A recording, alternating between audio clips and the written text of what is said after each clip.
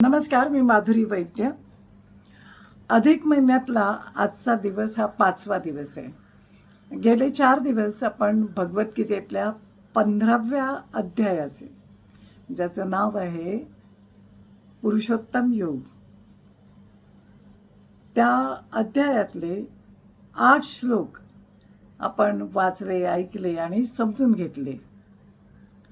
काल झालेले 2 श्लोक जे होते त्याची पुन्हा एकदा उजळणी.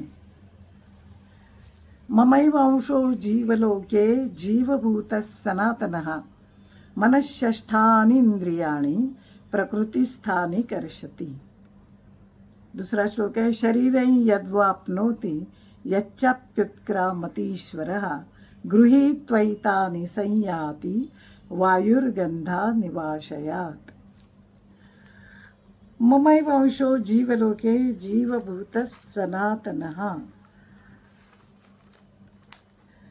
बद्ध जगातील जीव हे माझे सनातन अंश आहेत असं भगवंत अर्जुनाला सांगतायत. ते म्हणतायत बद्ध जीवनामुळे ते मनासहित 6 इंद्रियांशी कठीण संघर्ष करत आहेत. आता जीव हे सनातन काळासाठी भगवंताचे अंश आहेत, कारण भगवंत स्वतः अनंत आहेत, अविनाशी आहेत. सनातन वैदिक प्रमाणानुसार भगवंत स्वतःचा विस्तार असंख्य रूपांमध्ये करत असतात आणि यापैकी प्रमुख विस्तारित रूपांना विष्णू तत्व असं म्हटलेलं आहे. सोन्याचे कण हे देखील सोनंच असतं ना, त्याचप्रमाणे जीव हे भगवंताचे अंश असल्या कारणाने गुणात्मक दृष्ट्या भगवंता समानच आहेत. आता दुसऱ्या श्लोकाचं थोडं स्पष्टीकरण. ज्याप्रमाणे वायू आपल्याबरोबर गंध घेऊन जातो, त्याचप्रमाणे भौतिक जगतातील जीव आपल्याबरोबर जीवनातील विविध संकल्पना एका देहातून दुसऱ्या देहात घेऊन जातो. अशा रीतीने तो एक प्रकारचा देह धारण करतो आणि पुन्हा दुसरं शरीर धारण करण्याकरता पहिल्या देहाचा त्याग करतो. शरीराचा विनाश झाल्यावर सर्व नष्ट झालं असं होत नाही.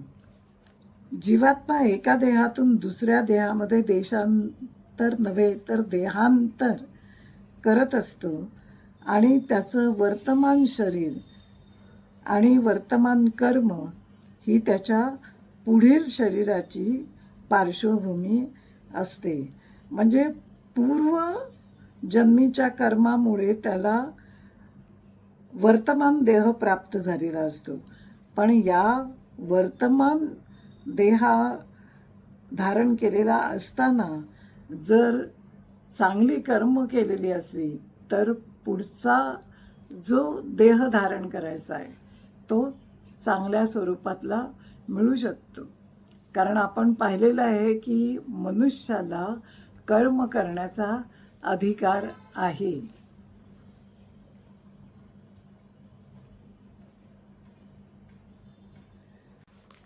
आजचे श्लोक.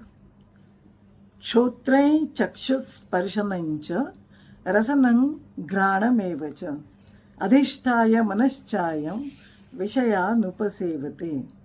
अशा प्रकारे जीव दुसरं स्थूल शरीर धारण करून मनाशी केंद्रित झालेली कान, नेत्र, जिव्हा, नाक आणि स्पर्श इत्यादी विशिष्ट प्रकारची इंद्रिय प्राप्त करतो.